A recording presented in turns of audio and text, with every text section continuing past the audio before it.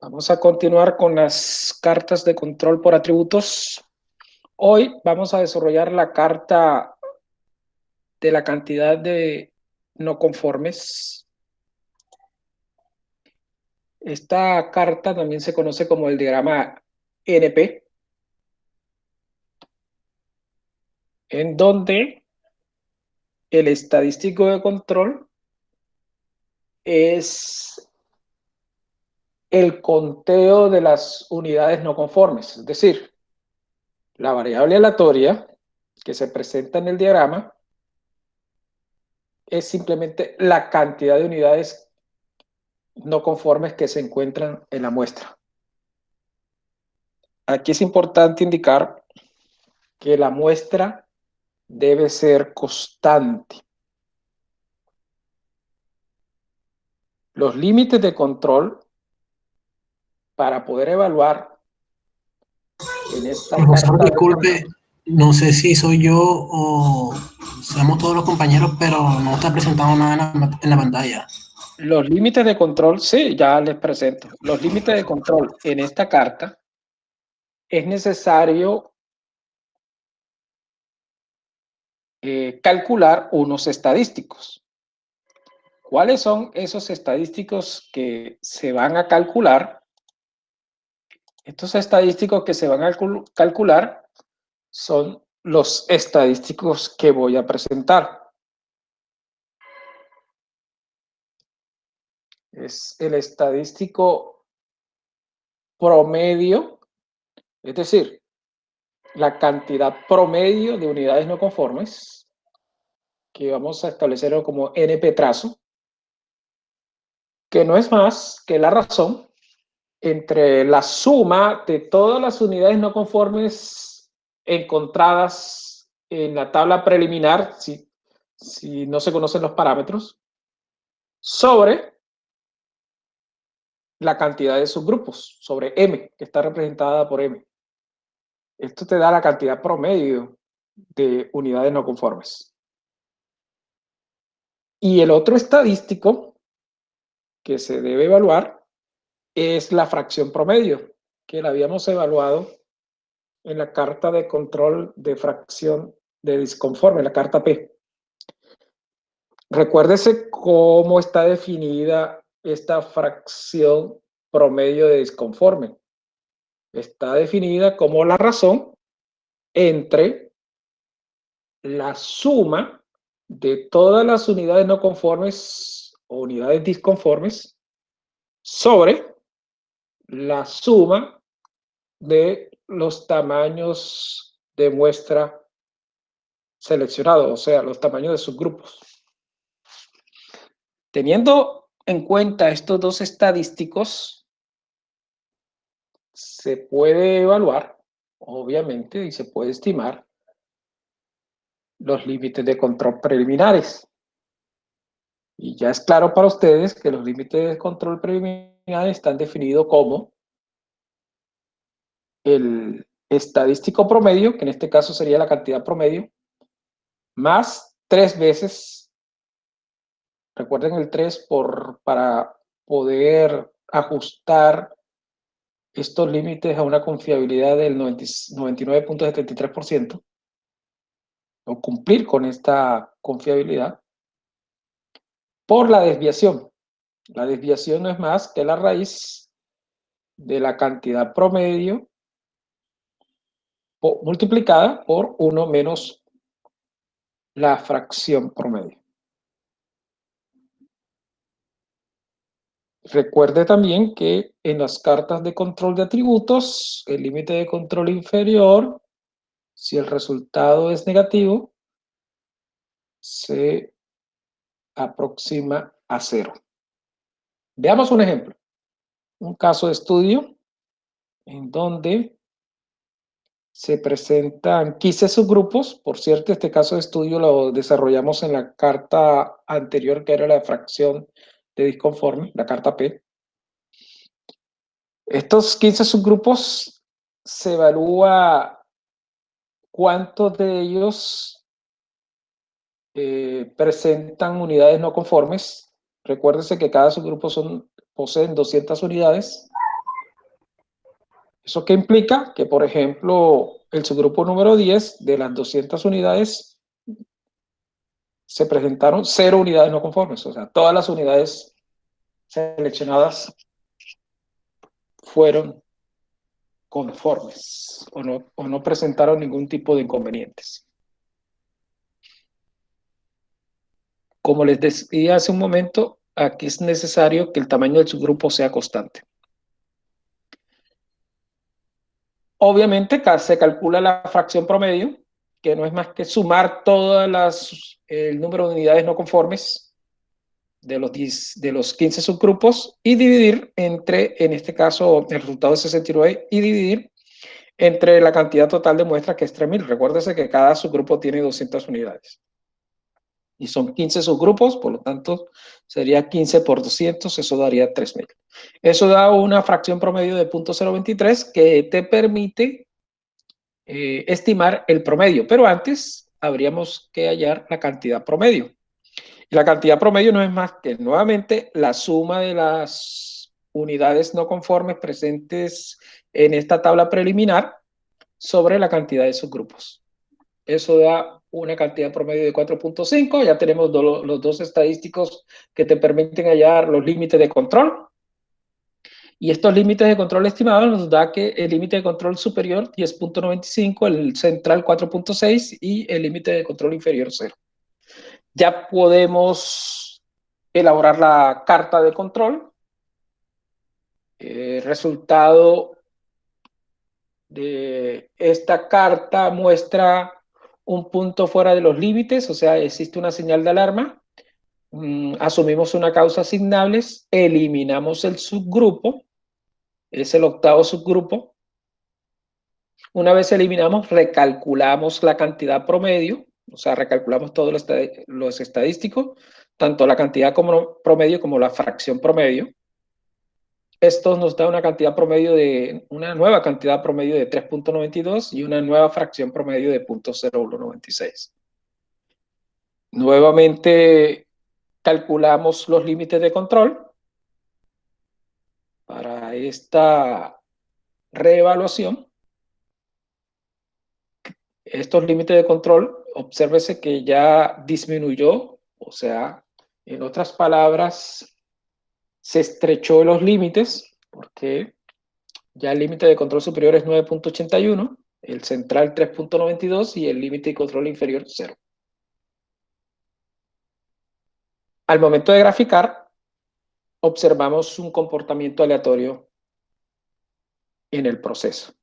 Por lo tanto, como no era conocido los parámetros, ya podemos obtener los parámetros basados en esa tabla preliminar o datos históricos que obviamente implicaría que ya es conocido el parámetro P, que en este caso es 0.0196, que es el parámetro de interés, ya que con este parámetro podemos evaluar medidas de probabilidad, ¿no?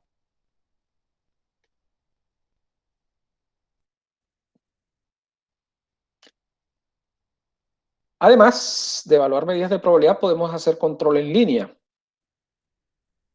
Si ustedes recuerdan, yo les había informado que en las cartas de control por atributos, en términos generales, se destaca de que una vez encontrado la estabilidad estadística del proceso, el último límite de control de las cartas por atributo es el mismo límite estándar.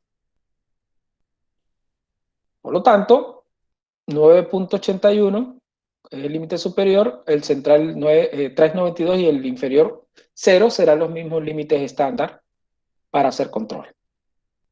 Ahora, ¿cómo se hace control? Recuérdese que para hacer para hacer control o monitoreo en línea, es necesario que el ingeniero tome otra información, una nueva información. En este caso, esta tabla muestra, muestra los datos tomados posteriormente para hacer control en línea y obviamente decidir bajo esta información si el proceso está bajo control o fuera de control. Estos son los mismos límites que habíamos destacado anteriormente, que son los mismos límites cuando se estabilizó la carta. Al presentar la nueva información, se obtiene un proceso fuera de control, porque hay un punto fuera del límite, hay una señal de alarma que implica una causa asignable. Ahora bien, aquí no hay que recalcular los límites porque estamos en fase 2, pero sí podemos destacar lo siguiente, que una vez encontrada o encontrado el factor o la causa que generó este inconveniente, esta señal de alarma, ustedes pueden observar que la mayoría de los puntos, exceptuando ese punto que generó una señal de alarma, la mayoría de los puntos está por debajo del promedio histórico. ¿Eso qué implica? Que este proceso, cuando se hizo monitoreo en línea,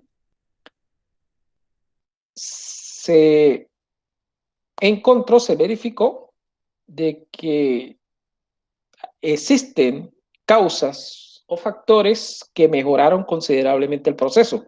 El solo hecho de que la mayoría de los puntos estén por debajo de ese promedio histórico, recuerden que ese promedio es la cantidad promedio de unidades no conformes, ¿no? Y que la mayoría de los puntos, repito, estén por debajo de esa cantidad promedio, implica que hubo un mejoramiento. Que en el proceso de manufactura la cantidad promedio disminuyó con respecto a lo que históricamente se llevaba.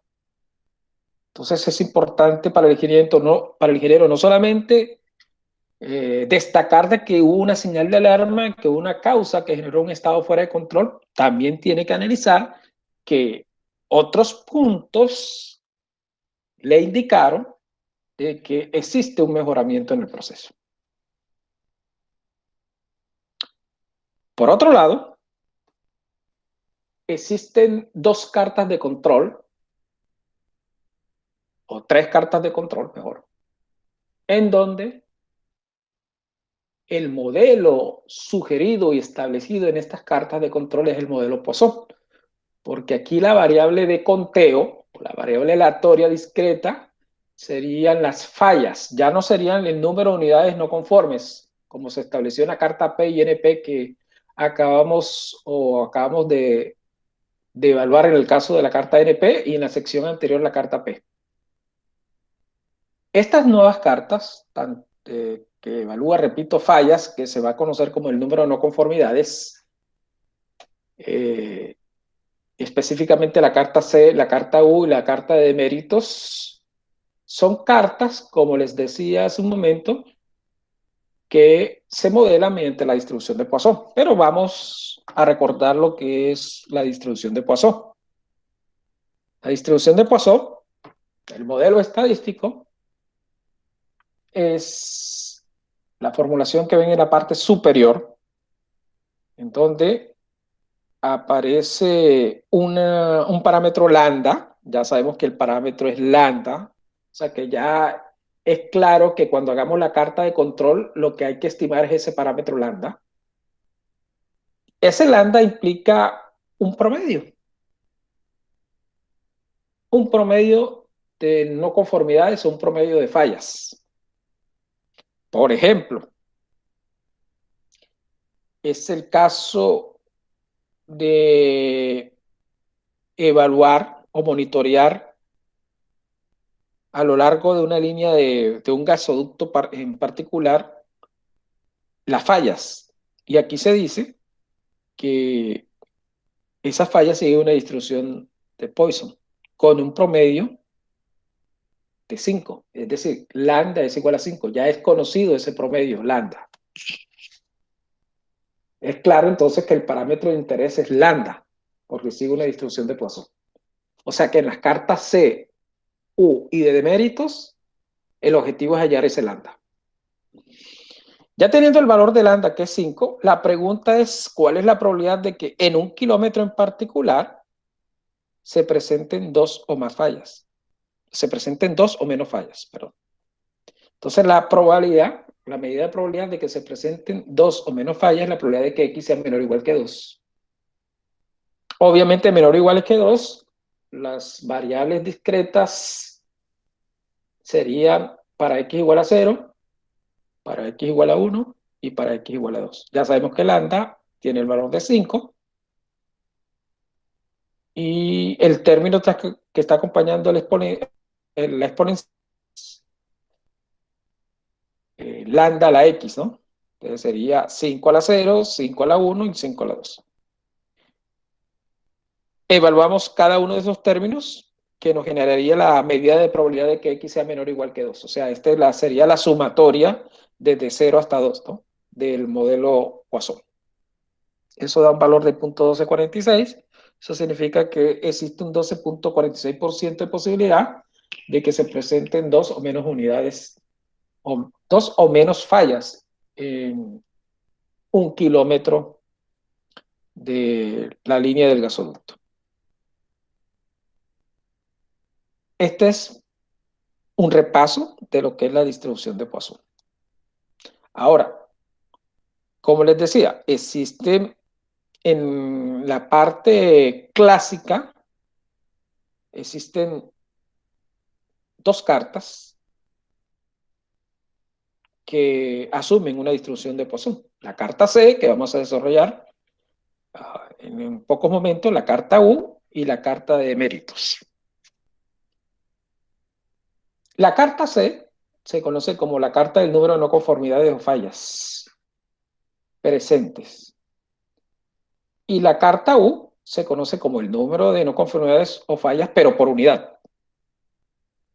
Repito, C, número de no conformidades o fallas presentes, y U es el número de no conformidades o fallas por unidad. Más tarde, obviamente, les presento la diferencia entre uno y otro. Ambas cartas, repito, según una distribución Poisson.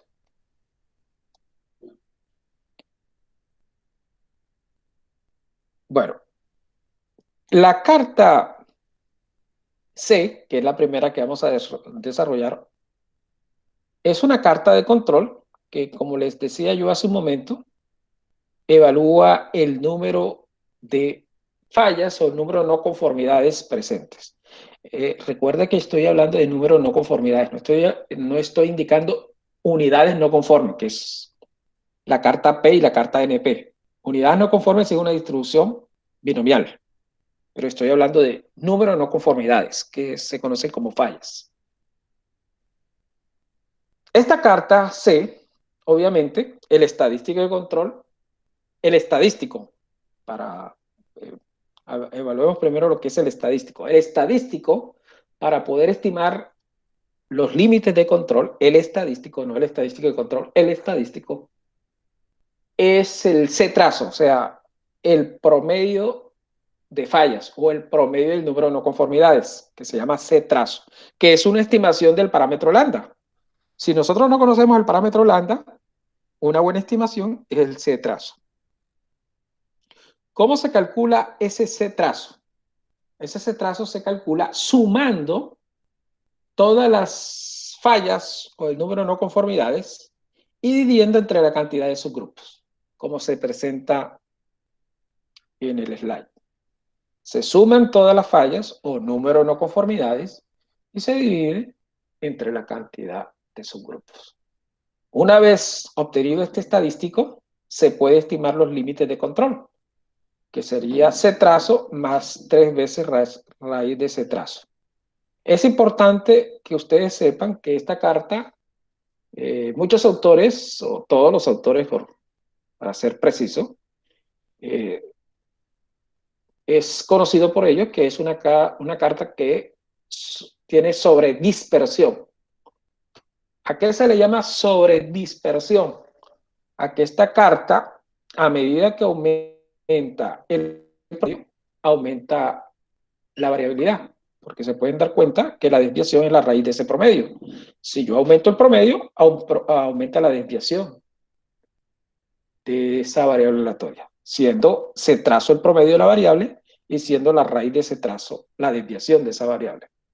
Recuerden que es una variable discreta de conteo, porque estamos hablando del número de fallas o el número de no conformidades. Entonces es una carta que tiene sobredispersión. Ese es el inconveniente de la carta. Y sobredispersión es una dificultad estadística, porque recuerda que si aumenta la variabilidad, desde el punto de vista de un ingeniero implica inestabilidad, ¿no? Bueno, pero es sencilla y es sencillo el cálculo de los límites de control. Simplemente teniendo el estadístico C trazo, ya se tiene los límites de control, aplicando obviamente el concepto clásico de lo que es los límites de control en las cartas tradicionales de Johan. Veamos un ejemplo.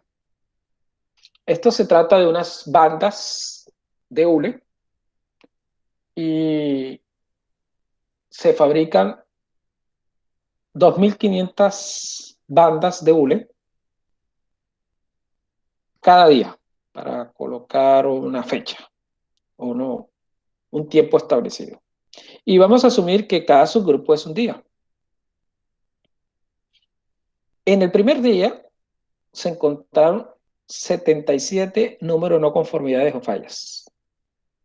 Eso no significa que todas las bandas de hule tengan 77 fallas, ¿no? De las 2.500 unidades se encontraron 77 fallas. Sí, puede que una sola banda, pueda que tenga 30 de las 77 fallas. Otra banda pueda que tenga 20 de las 77 fallas. Otra banda pueda que tenga 27 fallas de las 77. Es decir, que de las 2.500 bandas pueda que 3 de ellas tengan las fallas y tengan las 77 fallas. Las restantes, o sea, las 2.497 bandas, no tengan inconveniente. Entonces, esto se está evaluando, es las fallas que vas a encontrar. Y la falla puede ser un golpe, una rayadura, como son bandas de hule, puede ser, por ejemplo, una perforación. Esas son fallas que el ingeniero realiza el conteo. Entonces, aclarado esto, lo que se le conoce como falla o número de no conformidades, observamos que hay 17 subgrupos, cada subgrupo tiene 2.500 unidades, como les decía hace un momento, y aquí se presenta el conteo de las fallas. ¿Qué se necesita? El promedio de fallas o la fracción promedio del número de no conformidades. La suma total de las no conformidades son 1.046 en 17 subgrupos, eso da un promedio, una fracción de fallas o fracción del número de no conformidades de 61.52. Ya teniendo esa fracción, lo pertinente es hallar los límites de control, que en este caso arrojaron estos valores: 85.06 para el límite superior, 61.52 para el central y 37.99 para el límite inferior. Obsérvese que aquí el límite inferior no dio un valor negativo para aproximarlo a cero, da un valor positivo obviamente por el conteo de fallas, que es bastante apreciable en cada uno de los subgrupos. Es interesante observar la gráfica. En la gráfica, ustedes observan 4 señales de alarma. 3 que están en la parte superior, 1 que está en la parte inferior y posiblemente hay una señal de alarma aún cercana al límite inferior. Si ustedes toman esta gráfica o utilizan un software estadístico, no necesariamente esta gráfica, Minitab, SPSS o cualquier otra software, posiblemente al momento de indicarle al software que elimine las señales de alarma, él va a eliminar todas que acabo de indicar. Pero ustedes como ingenieros tienen que hacer un análisis detallado de lo que se está evaluando y de lo que se está midiendo y del evento en donde se hace el análisis. Como se estaba hablando de fallas o número de no conformidades, por ejemplo, este subgrupo, que es el subgrupo 16, está mostrando una disminución considerable de esas fallas. Por lo tanto, no debe ser señal de alarma. Es más, el ingeniero debe encontrar la causa que generó la disminución de las fallas para que esa causa siempre se replique. Es decir, este punto no puede ser eliminado, porque es un punto que implica mejoramiento. Los demás, los que están en la parte superior, es claro que deben ser eliminados si existe la causa asignable. Una vez eliminados los 3 puntos que encontramos sobre el límite de control superior, que serían estos 3, ello implicaría que debes recalcular el C-trazo, ¿no? Como son 3 subgrupos que se van a eliminar, por lo tanto, la cantidad constante es 14, se determina la nueva fracción de la cantidad promedio de fallas o el número de no conformidades, en este caso 55.29, para obtener los nuevos límites de control. Estos son los nuevos límites de control. Obsérvese que cuando se presenta nuevamente el diagrama eliminando estos 3 subgrupos, se nota claramente que en los últimos 6 subgrupos existe una tendencia descendente que es un comportamiento deseable porque está resaltando y evidenciando que existe un mejoramiento en el proceso. O sea, ustedes como ingenieros no se van a quedar solamente mostrando la gráfica, sino analizando, investigando la causa que generó esta tendencia descendente que implica mejoramiento. Vamos a asumir que ustedes encontraron la causa, por lo tanto, se replica la causa porque hubo mejoramiento y se sugiere posteriormente que hay una estabilidad estadística en el proceso. Si existe una estabilidad estadística, ello implicaría entonces que 55.29, que es el C-trazo final, sería una estimación de lambda, del parámetro lambda de la distribución de Poisson. Este es el parámetro lambda. Por lo tanto, se pueden hallar los límites de control basados en ese parámetro lambda, que al final son los mismos límites de control que establecimos en el momento de estabilizar la carta. O sea que estos límites de control, una vez estabilizada la carta, serían los mismos límites de control estándar. Se puede hacer la sugerencia de realizar control en línea. Recuerde, realizar control en línea implica tomar nueva información y esa nueva información es la que se presenta en la segunda tabla. Obviamente se tomó 8 subgrupos con la misma cantidad de muestra, 2.500 unidades, y aquí se evalúan las fallas de esas 2.500 unidades. Ya es claro para ustedes que el parámetro 55.29 es claro también para ustedes que el último límite de control de estabilizada la carta es el mismo límite estándar, así como se presenta en la parte inferior. Veamos cómo es el comportamiento para esta nueva información. Es un comportamiento aleatorio, parece ser.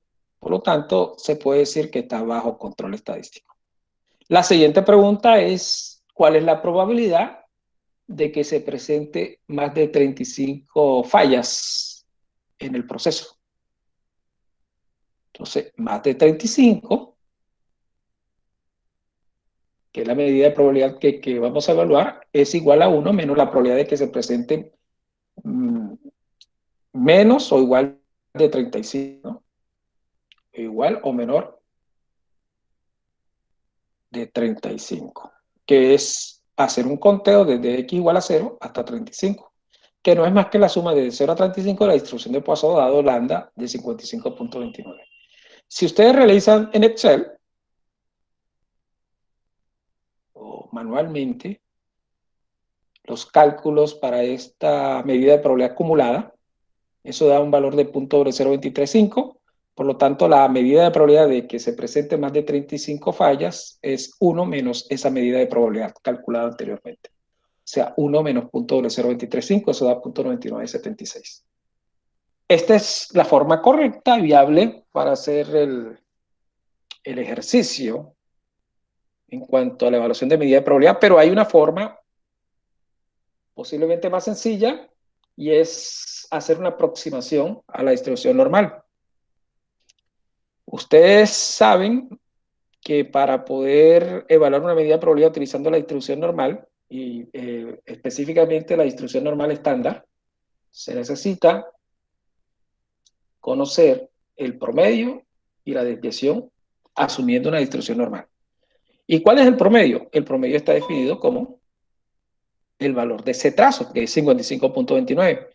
Y la desviación es la raíz de ese trazo, que en este caso es la raíz de 55.29, que sería 7.43. Ya tienes el promedio mío y la desviación sigma. Ya puedes realizar la estandarización. Es decir, la medida de probabilidad de que x sea mayor de 35 es igual a 1 menos la probabilidad de que x sea menor o igual que 35. Se estandariza esta medida de probabilidad. Entonces, esa probabilidad de que x sea menor o igual que 35 sería la probabilidad de que z sea menor o igual que 35 menos el valor de mu, 55.29, sobre la desviación 7.43. Eso da un valor de z de menos 2.728. Uno va a la tabla de la función acumulada de la distribución normal estándar bajo ese valor. Eso genera una medida de probabilidad de 0.0031, por lo tanto la probabilidad de que se presente más de 35 fallas 1 menos 0.0031 daría 0.9968. Si ustedes comparan el resultado utilizando el modelo real, el modelo ajustado a esta variable aleatoria de conteo que es Poisson, que dio como resultado 0.9976, y si lo comparan con la aproximación a la distribución normal, que es 0.9968, la diferencia realmente no es muy grande. Por otro lado, las preguntas,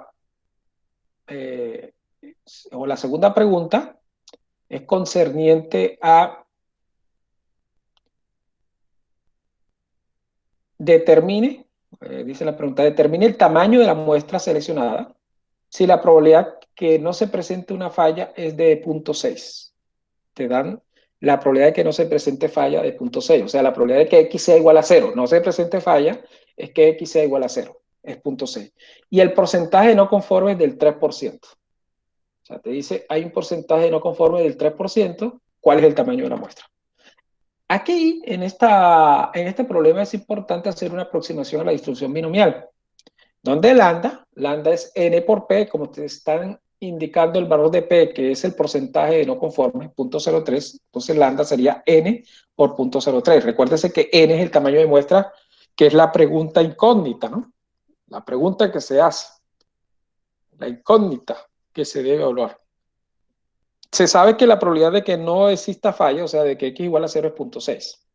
Entonces, si lambda la aproximamos mediante la distribución binomial como n por p, aplicando la distribución de Poisson, donde dice que es e a la menos lambda, o sea, es e a la menos n por p, 0.03, y aquí sería lambda a la 0, ya obviamente cualquier valor elevado a la 0 es 1, aquí nos daría e a la menos n por p igual a 0.6, aplicando logaritmo natural en ambos términos para despejar el valor que está como exponente, y realizar los cálculos pertinentes, nos da que el tamaño de la muestra que se debe tomar es de aproximadamente 18. El valor exacto es 17.02.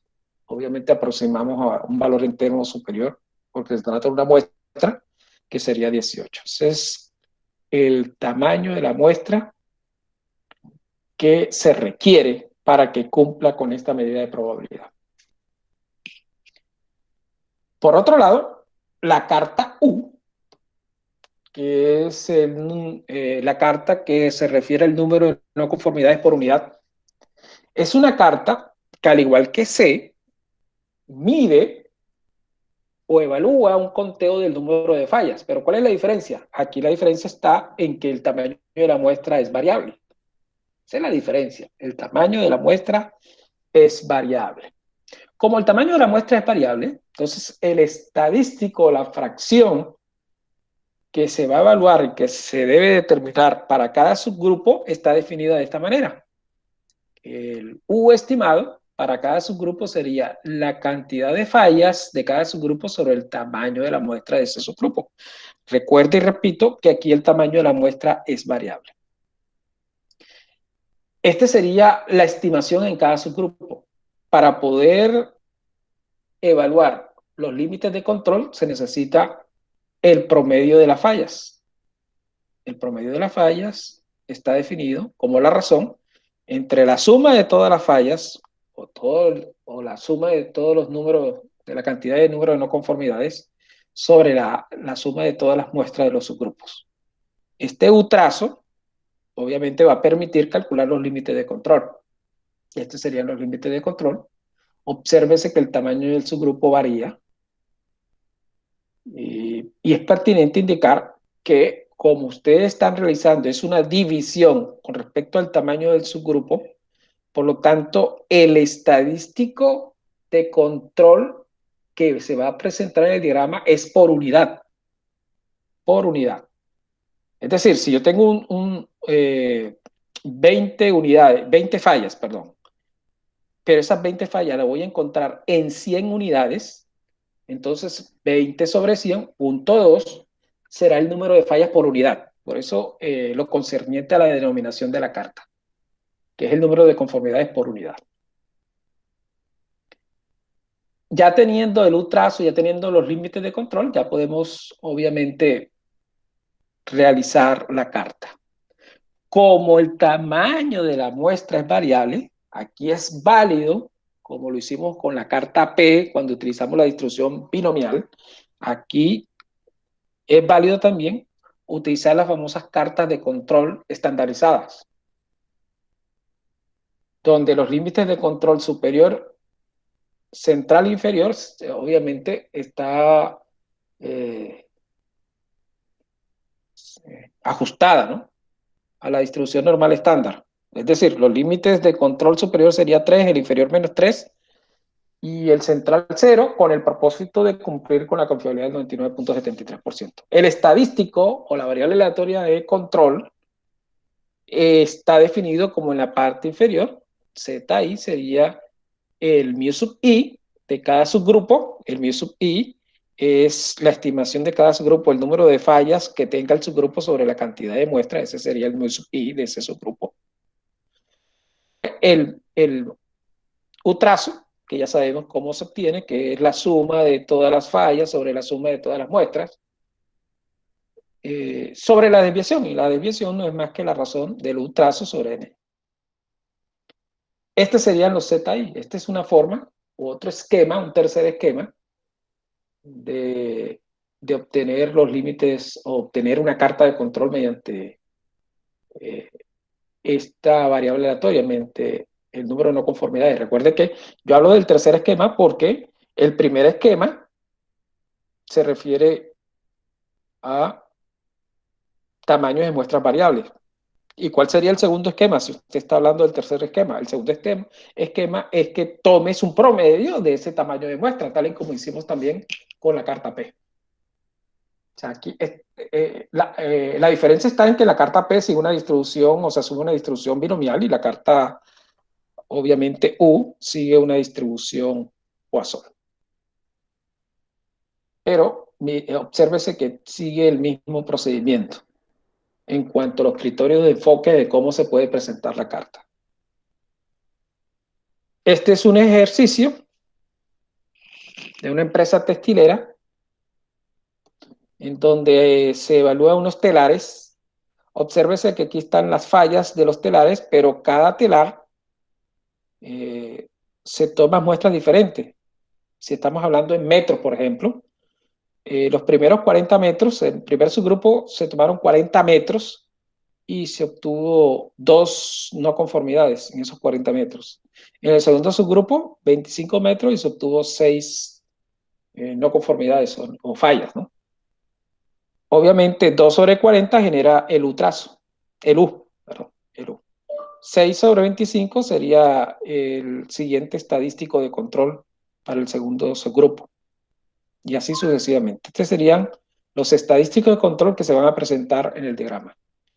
Y es claro que para poder hallar el límite de control necesitamos el U-trazo, que no es más que sumar todas las fallas, que son 58, sobre la cantidad de muestras, es decir, 40 más 25 más 20 hasta el último subgrupo que tiene 50, se suman las muestras, da 490 y se obtiene el U-trazo. Este U-trazo que da en este caso de estudio .1183 es lo que nos permite hallar el límite de control. Pero obsérvese que el límite de control está sujeto al tamaño de la muestra, ¿no? Porque cada subgrupo tiene su propio tamaño de muestra. Entonces aquí están los tres enfoques. Podemos utilizar las muestras originales, podemos hallar un N promedio o podemos modificar a una carta estandarizada. Aquí está el comportamiento de esa carta, el U. Obsérvese que aquí se toma tamaño de muestra constante. Observen el límite de control. El solo hecho de que observen el límite de control superior ya les da una idea de que el stack graph en este caso tomó tamaño de muestra promedio, ¿no? Que genera un límite de control constante. Hay que eliminar estos dos puntos. En el momento de hacer la eliminación de los dos puntos, estos son las fallas encontradas en esos dos puntos. Y estas son la cantidad de muestra, en este caso los metros de tela que se eliminaron también, y te genera un nuevo U-trazo. Obviamente se recalcula este nuevo U-trazo, se presenta la gráfica y ya quedó estabilizada estadísticamente la gráfica.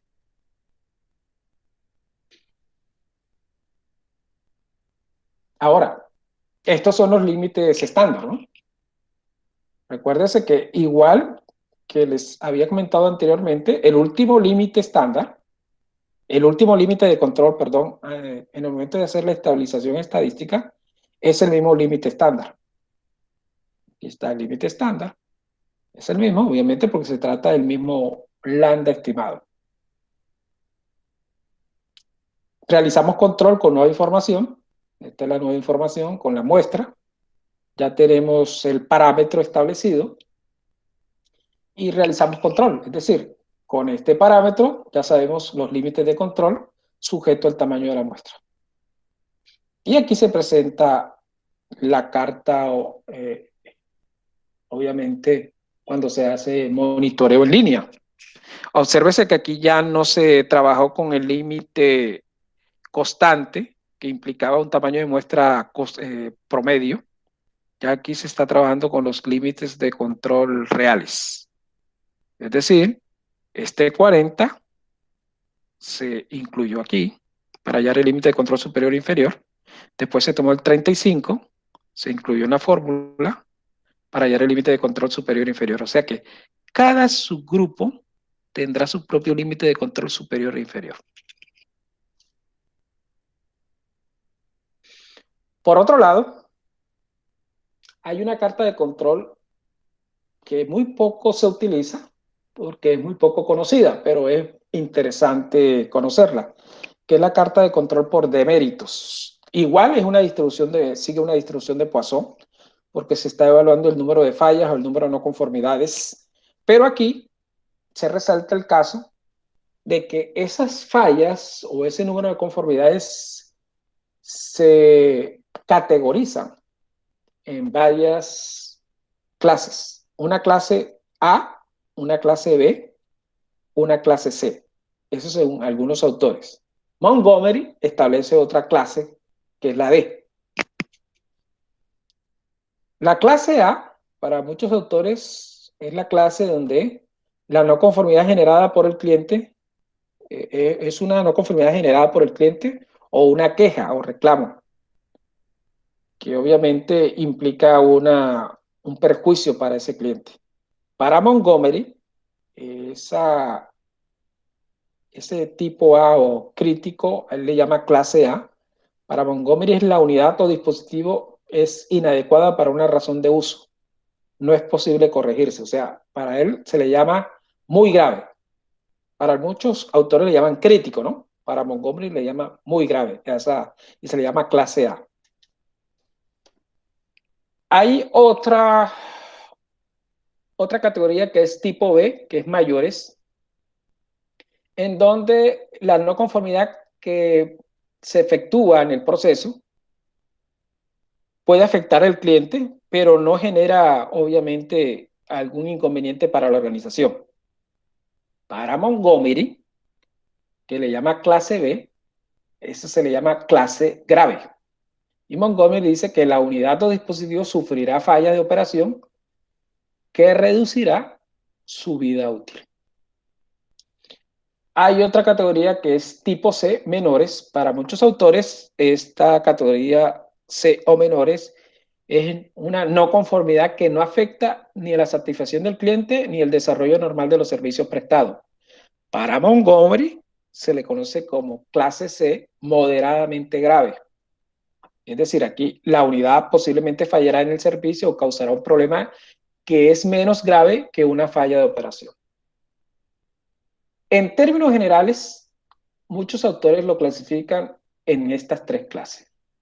Pero Montgomery agrega una cuarta clase que se llama defecto tipo D, que son menores. La unidad no fallará en el servicio, pero tiene defectos menores de determinado apariencia o calidad de trabajo.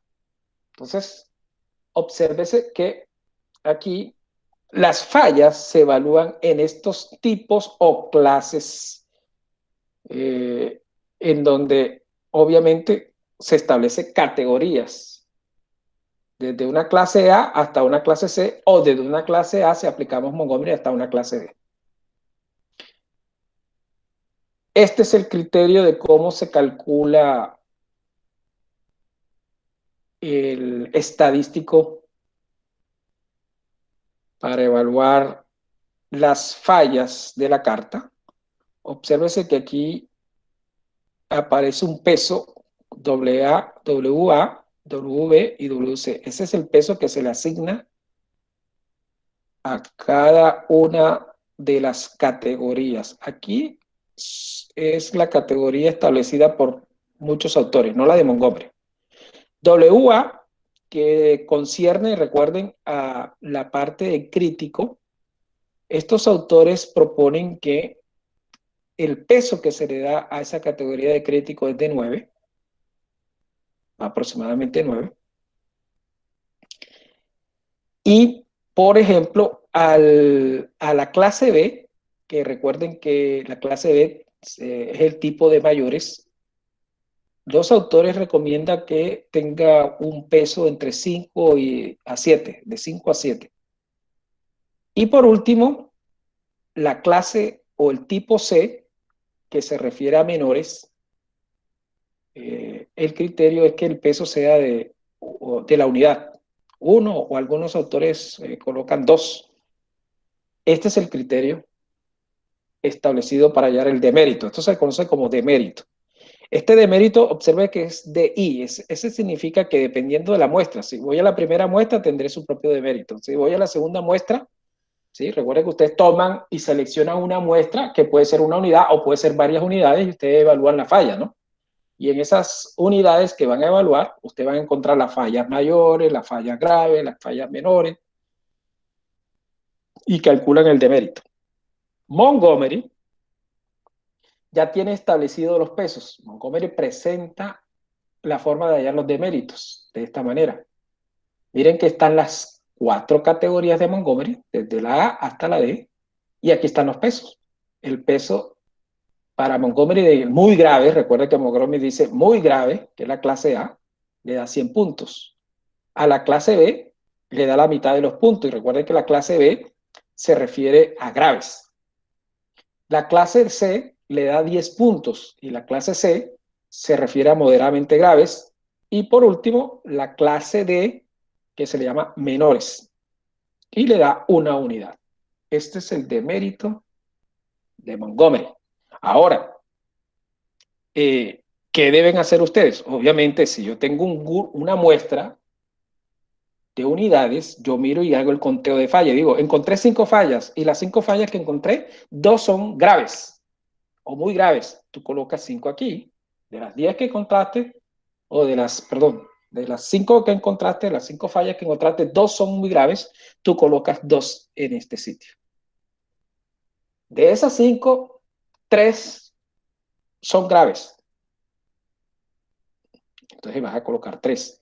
Eso significa que si encontraste 5 fallas, 2 son graves, 2 son muy graves y 3 son graves, es claro que menores será 0, ¿sí? Aquí colocaría 0, y moderadas serían 0 también. Aquí quedaría 0. Nada más me quedaría para esa primera muestra estas 2 categorías. Y así se halla para todas las muestras. Ese es el famoso demérito. Por eso se llama el número de deméritos. Repito, esta es la propuesta de muchos autores, esta es la propuesta de Montgomery. O sea, Montgomery simplemente le agregó otra categoría. Si alguien de ustedes quiere inventar otra categoría, obviamente les queda fácil cómo establecer esa categoría. Ahora, una vez encontrados los deméritos, miren que se suman los deméritos, se le llama D, la suma de todos los deméritos, porque recuerden que cada muestra tiene deméritos, ¿no? Ustedes suman todos los deméritos, este sería D, y dividen entre el tamaño de la muestra, ¿no? Como yo les dije, si yo tengo 10 unidades y encontré 5 fallas, entonces 10 será la muestra para ese subgrupo. No necesariamente que voy a tomar 10 unidades en cada subgrupo, ¿no? Puedo tomar una cantidad variable de unidades, pero igual debo ubicar el número de unidades para encontrar los deméritos por unidad. Esto se llama deméritos por unidad, que al final es el estadístico de control que vas a graficar. Obviamente, ya teniendo los deméritos por unidad, recuerden que D mayúscula es la suma de los deméritos, el número de deméritos. Ya teniendo los deméritos por unidad, lo siguiente es hallar los límites de control. Esta es la forma de hallar el límite de control central. Miren que es importante los pesos. Hay que encontrar el promedio de méritos para la categoría A, que se establece de esta manera. Obviamente es fácil porque lo que tú debes hacer, hombre, yo sumo todas las fallas muy graves que encontré, si es el caso de Montgomery. Las muy graves que encontré, sumo todas las fallas muy graves, independientemente en qué subgrupo la encontré. Sumo simplemente todas las fallas muy graves que encontré y divido entre la cantidad total de muestras que se obtuvo. Así pasa en el caso de graves o en el caso de moderados o en el caso de menores, si es el caso de muchos autores. Y encontramos, obviamente, el promedio de deméritos de cada una de las categorías establecidas. Y ya teniendo el promedio de méritos, ya es claro cómo hallar el límite de control central, ¿no? Ya teniendo los promedios, ya sabemos que el peso ya está establecido, porque de antemano ustedes ven cuánto peso le van a dar a la categoría, a la clase A o tipo A, que es la crítica, 9, a la moderada o mayor, mejor, 7, recuerden, o 6, a la menor 1, ya tienen establecido este peso. Y ya teniendo el límite central, esta es la forma de hallar el límite central, el límite de control superior e inferior se define como la central, que es el límite central, que es el más importante, más 3 veces la desviación. La desviación, ¿cómo se obtiene? Esta es la fórmula. Ya se tiene todo, ¿no? Ustedes tienen el promedio de cada categoría, el peso elevado al cuadrado de cada una de las categorías sobre el tamaño de la muestra utilizada. Ya se tiene la desviación y simplemente es ubicar la desviación en la fórmula, multiplicar por 3 y obtener los límites de control. Por otro lado, igual que en el caso de la carta de fracción de disconforme, o sea, la primera que vimos, aquí se puede evaluar el error tipo 2, que es el famoso beta. Error tipo 2, con el propósito de hallar la longitud de corridas promedio en un estado fuera de control. Miren que aquí se estima ese C, ¿no? Recuerden que en la fracción de disconforme era P. Aquí se hace una simulación es con C. O sea, dado un C, ¿cuál es el valor de beta dado esta medida de probabilidad? ¿Cómo se tiene la medida de probabilidad? Obviamente hay un límite de control superior, un límite de control inferior que, como se trata de variables discretas, debe ser un valor entero. Entonces, si ustedes recuerdan, en el caso del ejercicio que desarrollamos, que el límite de control superior era 77.59 y el límite inferior 32.98, vamos a aproximar ese 77.59 a 78 y ese límite de control inferior de 32.98 a 33. Es decir, tú vas a calcular una medida de probabilidad de 78, es decir, un intervalo, para ser más preciso, un intervalo entre 33 a 78 de esa variable aleatoria, que sería la función acumulada de 78 menos la función acumulada de 33. Aquí está la forma de establecer para una, para la carta C, ¿no? Para la carta U, es si es necesario que tú multipliques por n. Recuérdense que aquí n es variable, o sea que si voy a hallar en la carta U, tendría que hallar un beta para cada subgrupo. O en su defecto, se calcula un n trazo, un n promedio, y se obtiene un beta general. Pero lo más indicado es hallar un beta para cada subgrupo. Recuerden que esta es una función, esta es una probabilidad de un intervalo, ¿no? Igual que en la parte superior. Es decir, yo, para ser preciso, este, como les decía hace un momento, yo lo puedo convertir en la probabilidad de que X se encuentre entre 33 a 78. ¿Qué es lo que quiere decir esta sumatoria? Entre 33 a 78. De una distribución de Poisson, como les decía yo anteriormente, los deméritos, las cartas de méritos es una distribución de Poisson. Veamos un ejercicio, que es el ejercicio que habíamos, bueno, este no nos sirve porque es el mismo ejercicio que habíamos desarrollado en la fracción, pero es muy parecido, ¿no? Al límite de control superior se le multiplica por 200, ese es el caso de U, ¿no? Para hacer el repaso.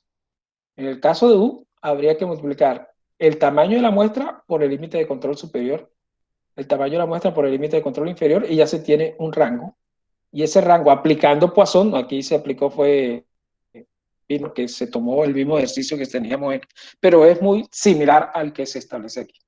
Yo en el transcurso del día le cambio el ejercicio para que sea Poisson y no binomial. Pero es básicamente lo que se tiene ahí. Una vez evaluado el valor de beta, ya teniendo el valor de beta, ya saben que el próximo paso es hallar la longitud de correas. Este es un caso de estudio para aplicar la carta de méritos, en donde se hace una fabricación de unas unidades en una empresa de manufactura y se presenta la información de cada uno de los días en donde se recolecta la información. Entonces, por ejemplo, el día lunes se encontró una falla tipo B y una falla tipo C. El día martes, una falla tipo A. Recuerden que no les voy a decir si es crítica porque estamos tomando las otros autores o muy grave si estamos tomando las de Montgomery. Una tipo A, una tipo B, una tipo y cero para tipo C. Y así sucesivamente, ¿no? Esta es la información dado un tamaño de muestra. Aquí el tamaño de muestra es una unidad. Se tomó una sola unidad. Y esa unidad generó esta información. Esta unidad, o sea, el lunes se tomó una unidad y generó esta información. El martes se tomó otra unidad y generó esta información. Y así sucesivamente. Replanteemos la tabla. Apliquemos la propuesta de autores diferentes a Montgomery. A los de clase A o tipo A crítico se le va a dar 9. A la clase B, que es moderado, se le va a dar 6. Y a la clase C, que en donde hay menores o fallas menores, se le va a dar 3. Estos son las fallas encontradas cada día. ¿Eso qué significa?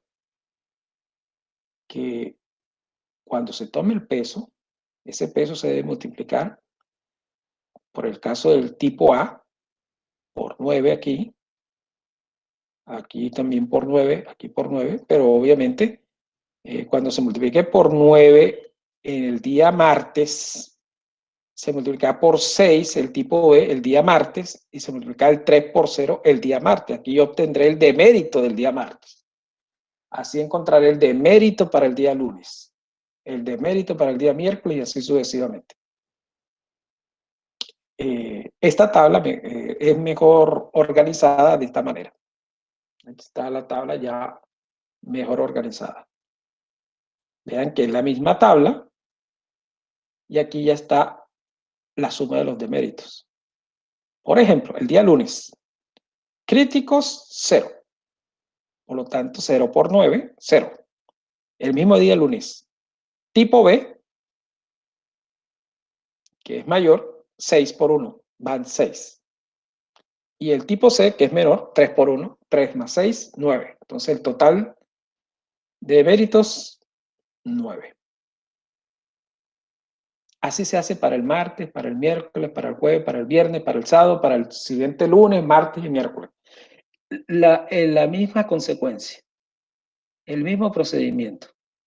Entonces ya se tiene los deméritos. Recuerden que el demérito por unidad es el total de deméritos, que es D mayúscula, sobre el tamaño de la muestra. Pero como se toma una sola unidad, entonces el total de deméritos D es la misma demérito por unidad, 9.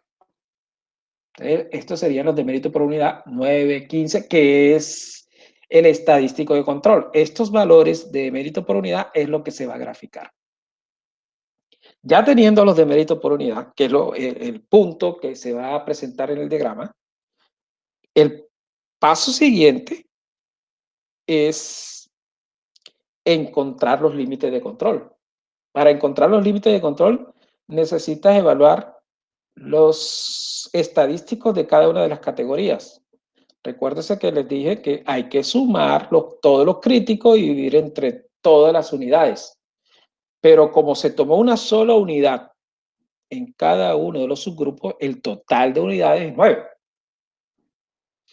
Entonces, se encontró 3 críticos en total, sobre el total 9, y eso da 0.33. Se encontraron 7 mayores sobre el total de unidades evaluadas, eso da 0.78, y se encontraron 8 fallas menores sobre el total, eso da 0.89. Ya tienes tú el promedio de cada una de las categorías y simplemente multiplicarlo por el peso para obtener el ultraso, de esta manera. 9 por el promedio de la categoría A, 6 por el promedio de la categoría B y 3 por el promedio de la categoría C.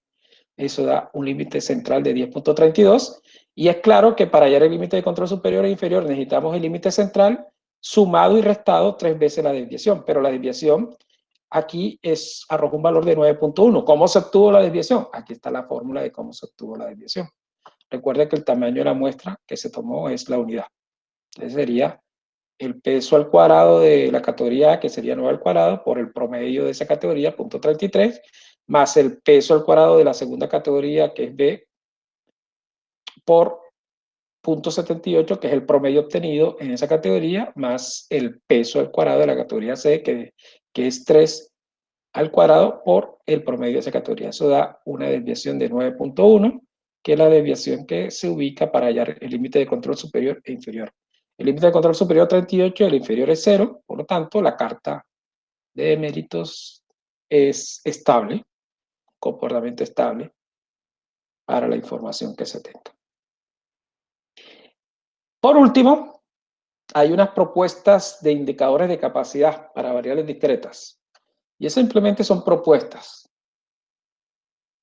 Por ejemplo, para hallar el índice de capacidad de fracción de no conforme, que es la primera carta, se utiliza esta fórmula simplemente a manera de información. Este P es el parámetro que ustedes encontraron en fase 1. Y este P trazo es el promedio de la fracción de no conforme en la tabla que se toma como monitoreo en línea.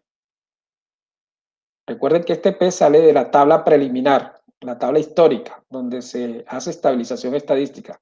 Y este P trazo se toma de la nueva tabla, o sea, de la tabla de monitoreo en línea. Entonces, la idea central es la siguiente. Si hay mejora en el proceso, este P trazo debe ser menor que este. Si hay mejora, ¿no? Y si este P trazo es menor que este, cuando existe mejora, esto da positivo. O sea, si el indicador de capacidad da positivo es porque hubo mejora. Ese mismo lineamiento se hace con el CP para las cartas de fallas. El mismo criterio. Si el CP da positivo, es porque hubo mejoramiento. O sea que yo espero que el C trazo, que es la estimación de la tabla de monitoreo en línea, sea menor que el lambda obtenido en la tabla preliminar, con el propósito de que este CP sea positivo. Entonces, este es un criterio, una propuesta que se realizó de indicadores de capacidad para variables de atributos.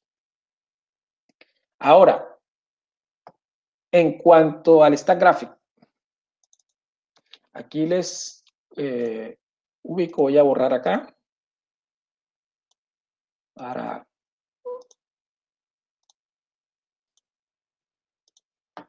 Aquí está la información, aquí está la información de las unidades no conformes que observamos en la carta de fracción de no conforme, o sea, la carta P, pero vamos a hacer ahora la carta NP, la carta NP, ¿no? Que implica que el tamaño de la muestra es constante. Recuerda que la carta NP, que es la de la cantidad de no conforme, la muestra es constante. La muestra es variable cuando es la carta P, pero también se puede trabajar con muestra constante, ¿no? La carta P tiene esa ventaja. Puedes trabajar con muestra variable o con muestra constante. Bueno, vamos a utilizar la carta NP, que es la que hemos desarrollado. Graficamos carta de control por atributos, carta NP, de cantidad de no conformes. Tomamos el número de unidades no conformes, o sea, disconforme, y le decimos que para una muestra constante, recuerde que la muestra aquí debe ser constante de 150. Pude fácilmente colocar tamaño de muestra, pero nos hemos dado cuenta que aquí el tamaño de muestra es variable, que hay 200, 120, etcétera, etcétera. Por lo tanto, si hubiese 150 en todas, yo simplemente le doy clic donde dice tamaño de muestra y lo ubico en la casilla. Vamos a dar a aceptar. Esta es la carta NP. Es claro que hay dos puntos o señales de alarma que hay que eliminar. Vamos a estabilizar la carta, vamos a eliminar asumiendo que hay una causa asignable. Le decimos que excluya automáticamente y aceptar. Ya está estabilizada estadísticamente. Aquí aparecen los puntos que fueron eliminados. Obsérvese que teníamos dos puntos, que es este punto, que era el 9, y había otro punto que habíamos, aquí este punto debe ser este, el 12, el 17, perdón, 17 y el 9, pero él automáticamente eliminó otro punto que obviamente es como si fuese una carta de control intermedia que no hemos visto, en donde esa carta de control intermedia, una vez eliminado los dos puntos 9 y 17, aparecía otro punto que era el primer subgrupo fuera del límite. Pero afortunadamente el stack graphic te elimina y hace esa secuencia de cuáles puntos van a ser eliminados. Ya la carta quedó estabilizada estadísticamente. Esta es la carta de control para la cantidad de unidades no conformes, la carta NP. Ahora vamos a observar la carta C, pero para ello necesitamos otra información, que es la información que tenemos en la presentación, que es el número de no conformidades en las bandas de ULE, si no estoy mal. En las bandas de ULE. Estos son los datos.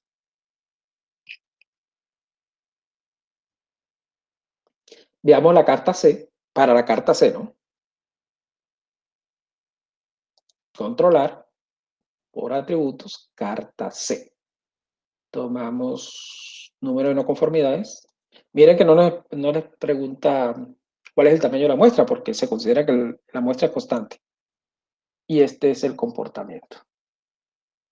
Obsérvese que yo, como les decía en la carta C, aquí aparece 1, 2, 3 y 4 hasta 5 puntos que pueden estar fuera de los límites de control. Pero estos 2 puntos no lo vamos a eliminar porque son puntos que se consideran benéficos para el proceso porque hubo mejoramiento en el proceso. Por lo tanto, hay que eliminar solo los 3 que están en la parte superior. No le puedo decir elimine automáticamente porque me va a eliminar todo y va a estabilizar la carta con todo. Hay que hacerlo o excluirlo manualmente. Entonces, vamos a decirlo que lo excluye manualmente. Por ejemplo, este punto, vamos a señalar los puntos exactamente. Este punto es el cuarto, su grupo. Este es el 14, perdón, y este es el 17. 4, 14 y 17. Entonces, vamos a empezar a excluir manualmente, ¿no? Manualmente el 4, después el 14, vamos a hacerlo primero para el 4, ya lo eliminó, aquí está. Ahora el 14, recuerde que clic derecho, opción de análisis, el 14, vamos a aceptar, está eliminado el 14, y posteriormente el 17, clic derecho, opción de análisis, excluir el 17. Observen la tendencia que les dije hace un momento. Ahora bien, nosotros podemos, obviamente, también construir la carta U, pero para construir la carta U vamos a remitirnos al ejercicio que posiblemente tengamos. Espero yo que la información se pueda observar fácilmente en la carta U. Esta es la información. Entonces, esa información vamos a establecerla. O sea que tendría que colocar los datos y el tamaño de la muestra, ¿no? Recuérdense que aquí el tamaño de la muestra es variable. Entonces, ¿qué tenemos? Tenemos los valores del tamaño de la muestra. Vamos a colocar el tamaño de la muestra primero. 40, 25, 20, 15, 5, 10, 35, 25, 20, 10. Estamos colocando el tamaño de la muestra, ¿no?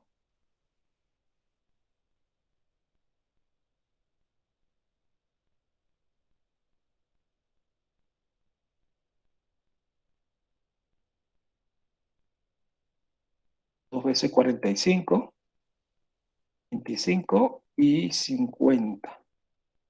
El tamaño de la muestra, 17 subgrupos. Y ahora sí, vamos a ubicar aquí el número de no conformidades, o sea, las fallas. 2, 6, 3, 1, 3,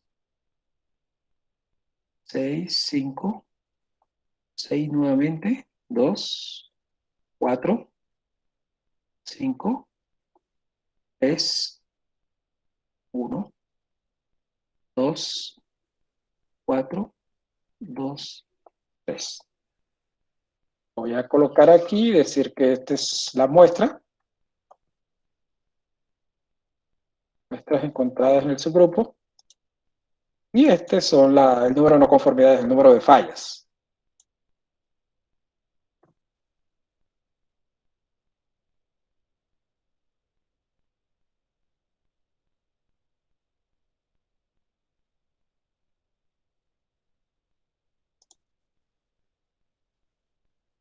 Voy a colocar el número de no conformidades 2 porque está indicando que existe ya esa variable. Ya teniendo esto en el Stack Graphic, vamos a ubicar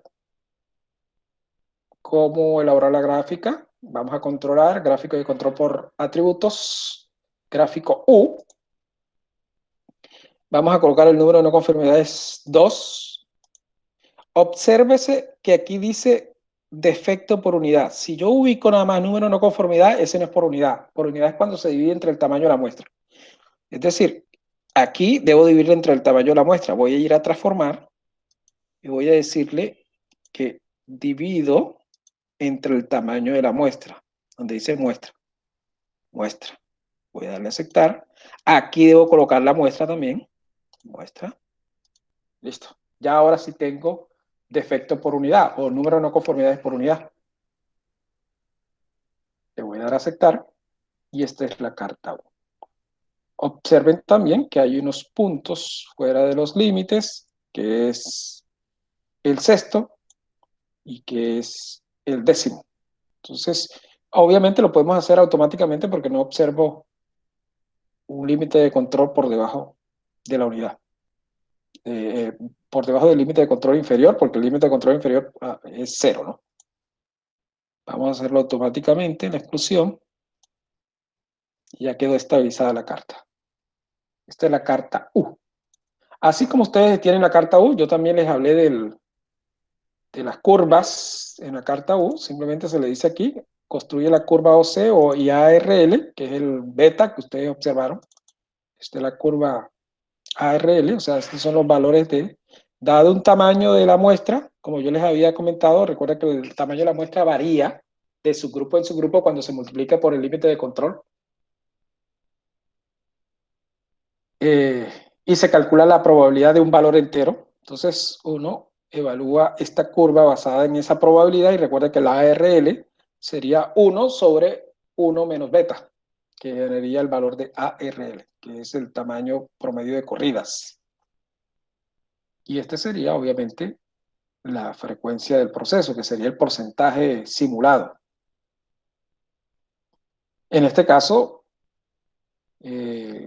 no tanto sería el porcentaje cuando es porcentaje por la carta P, sino sería la fracción, que es la famosa fracción de U.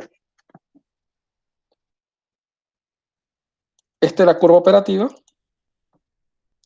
y obviamente ya sabemos lo concerniente a la carta U. Ahora bien, en opción de análisis, ustedes observan que aquí dice tamaño promedio, porque observen que el límite de control que está generando es un límite de control promedio, un enfoque donde se toma un tamaño de muestra promedio y se calcula un solo límite de control que es constante. Vamos a decirle que no trabaje con ese tamaño de muestra promedio, sino que cada subgrupo tiene su propio tamaño de muestra. Vamos a darle a aceptar. Recuerda que yo le dije que la carta U, la diferencia con respecto a la carta C, aquí el tamaño de la muestra es variable, ¿no? Vamos a trabajar con los límites reales. Estos son los límites reales. Este sería el primer enfoque. El segundo enfoque sería con el tamaño de muestra promedio, con el que acabamos de hacer, con el que por defecto sale el stack graphic. El stack graphic sale por defecto con el enfoque de tamaño de muestra promedio. Este sería el primer enfoque, que es trabajar con el tamaño de muestra de cada subgrupo. Y el tercer enfoque es la estandarización. Si uno realiza clic derecho, opción de análisis, y le dice normalizar, ya es el enfoque de Z, que es la tercera opción de cómo se puede presentar esta carta. ¿Preguntas, por favor? ¿Algo que no supe explicar bien acerca de las cartas de control por atributos?